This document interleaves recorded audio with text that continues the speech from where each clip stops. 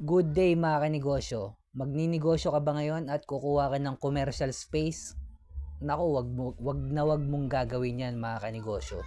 Tapusin mo tong video na to, sigurado marami kang matututunan. Kung nagsisimula ka naman magnegosyo, malamang isa to sa dahilan kung bakit nalulugi yung negosyo mo.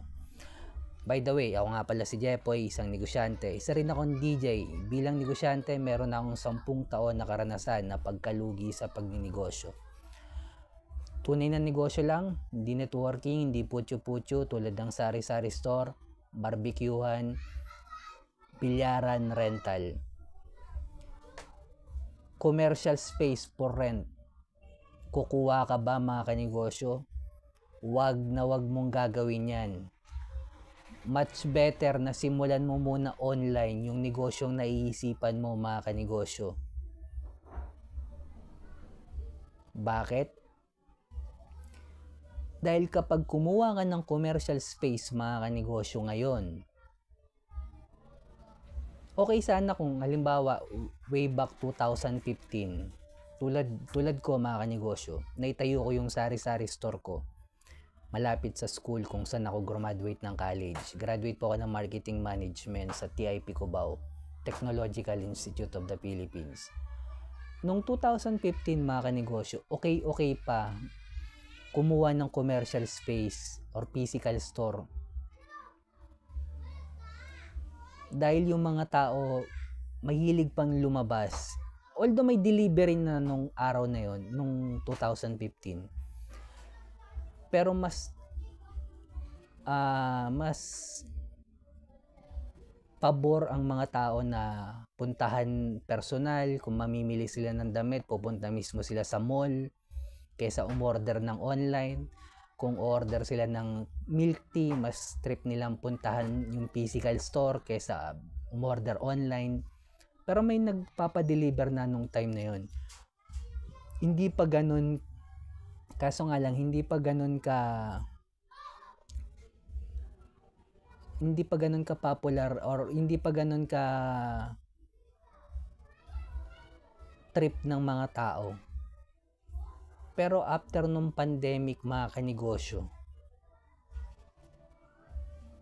yung mga tito nyo, mga tito nyo, tita nyo matatanda, anak nyong bunso, lola at lola nyo, lahat marunong ng umorder online. Kaya simulan mo muna online, magbenta ka muna online mga kanegosyo, bago ka kumuha ng commercial space. Jepoy, yung negosyong naisipan ko, kailangan talaga ng physical store eh. Basta mga kanegosyo, simulan mo muna online yan.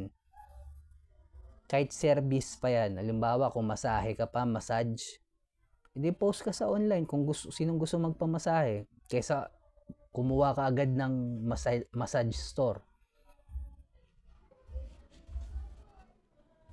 Ganon din naman mga kanegosyo, kapag kumuha ka ng commercial space, tatrabawin mo pa rin naman yung online.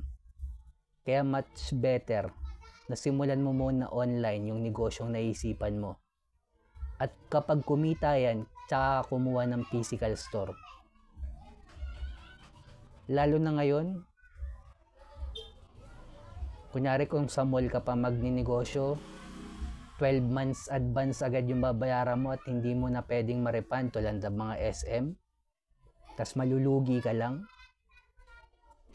Or kung hindi SM yung pagpupwestuhan mo, 1 month advance, 3 months deposit.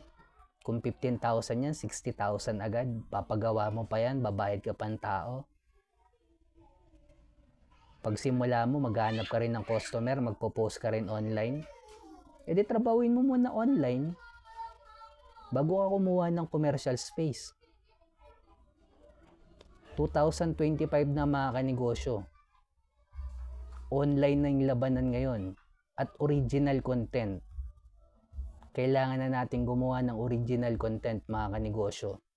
Dahil kasama na sa trabaho natin yan bilang negosyante. Di trabawin muna natin yung online bago tayo kumuha ng commercial space. Kaya kung magsisimula ka pala magnegosyo, original content, focus in one, hanapin ng community ng mayaman, i-scale up sa level 2 business model yan. At kung umabot ka sa dulo na video na to, subscribe ka naman sa akin, heart ka na rin, comment ka lang, sabihin mo hindi na ako kukuha ng commercial space. Ang haba. Sabihin mo na lang, hindi na. Bilang negosyante, kung dumadanas tayo ng pagsubok or struggle, huwag natin kalimutan mag-pray kahit anong religion natin. Ingat tayong lahat.